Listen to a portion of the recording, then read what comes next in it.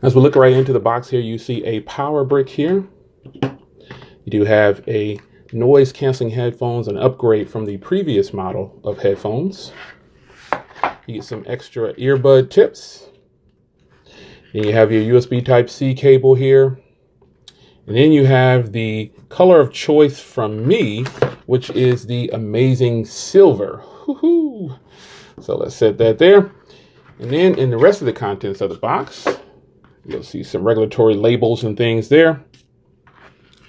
Something that a lot of people wanted was a dongle, and you do get it in this particular box for this device.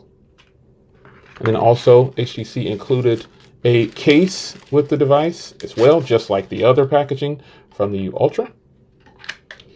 We've got some more regulatory paperwork and a microfiber cleaning cloth, and you have your SIM ejection tool. So that is the contents of the box for the HTC U11. So when the HTC U11 first came out, man, it was just one of the best devices that I had ever used. And here we are 4 years later with it still looking and working like brand new. And that is something to be said about HTC's products. I actually powered this phone on and it got an update to March 2020. I couldn't believe it. I was totally shocked. But I think that when it comes to performance, this Snapdragon 835 did its thing back then, and it's going to continue to do its thing now. As a matter of fact, if you wanted to use this device as your daily device right now, based on today's standards, this is a win. This is a serious win. This thing is absolutely incredible still after all these years. You can't go wrong. When something is put together correctly and built right, you should have no problem using it into the years to come. As long as you can keep the device running smooth and taking care of it physically, like keeping it into an outer box or just whatever case you want to use, you'll be able to have a device for quite some time. Now, again, like I said, this device came out 4 years ago, roughly 5 years. Oh, I'm swiping. I forgot I had the button down there. Roughly 5 years ago. But this device still runs just like any other device that I have in my catalog. Yeah, it's a little beat up, but it's still very capable. Now, when you think about this, if this device came out in 2017 and we're in 2021, okay, so actually, you know what? June 10th, and today at the recording of this video, it is June 10th. I did not plan that. This is an official Throwback Thursday, 4 years flat. Look at that. Wow, bars. So 4 years ago, this had a 5.5 inch display, 1440 by 2560, 12 megapixel camera on the back that we all know is just the best camera you can get on a smartphone. Even today, I vouch for this device. I vouch for this device because it was one of a kind, it is still one of a kind, and it is still very, very capable.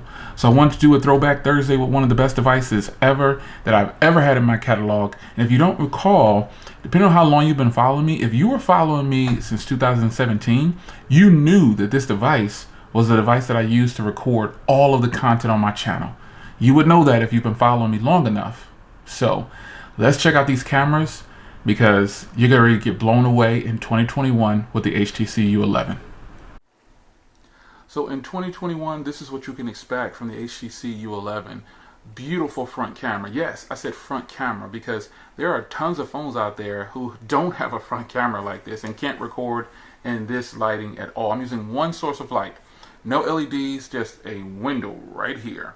One natural source of light on a tripod. No microphones or anything like that. No external everything. And this phone can take an external microphone because it has Type-C.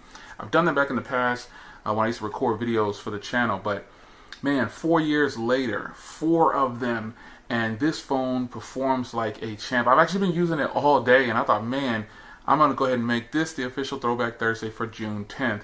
Not knowing that today was officially 4 years. June 10th was the official release date of this device. So I've had it since 2017 when it launched. Anybody out there still using this device? Let's take a look at the rear cameras. So now we take a look at the rear camera, and I think this just goes to show that we can see why sometimes Google put one camera on their devices. And back then, one camera was enough. But we started to get into, oh, we need ultra wide, we need telephoto, we need all these different things. And it's totally not true. I'm sitting very close to the phone, so that gives you some sense of how wide angle this camera was when it was first produced in 2017. More than enough. And the fact that this phone has some kind of mirror effect to it, I can actually see that I'm in frame, even though it's a little wonky, but I can still see that I'm looking right in the right spot. Because there's no viewfinder, there's no one helping me, so I have to put this on a tripod and hit record. And the rear camera on here, to me, was just way ahead of its time. I don't know how many years I used this phone for the channel, for videos. I use it as my daily driver, and I use it to record footage on the channel. So this phone got beat down badly, and crazy enough, the only reason I stopped using it into rotation like full time is because my SIM tray broke. Do you remember that? Yeah, my SIM tray broke. So I bought another one, I took the phone apart, I tried to replace it, and something happened with the board inside to where it just wouldn't take a new SIM card no matter what I did. So I was really bummed out about that. So I had to put it down. And I was bummed out about it. But the phone still works, and it still charges to 100% on the battery. It performs very well for day-to-day tasks. And this is the footage that you can get from vlogging with this camera. Amazing.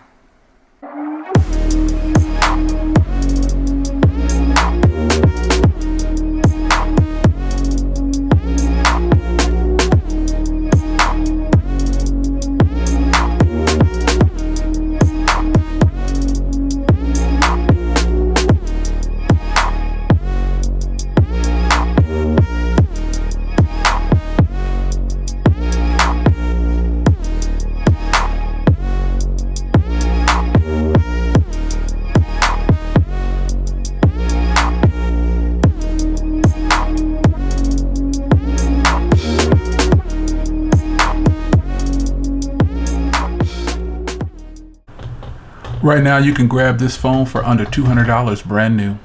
Do your research. This phone has a 1440 by 2560 display, and it's absolutely beautiful, man. It's just incredible how good this quality is on this screen. I'm not even swayed by the fact that it has the larger top and bottom bezels because it looks great.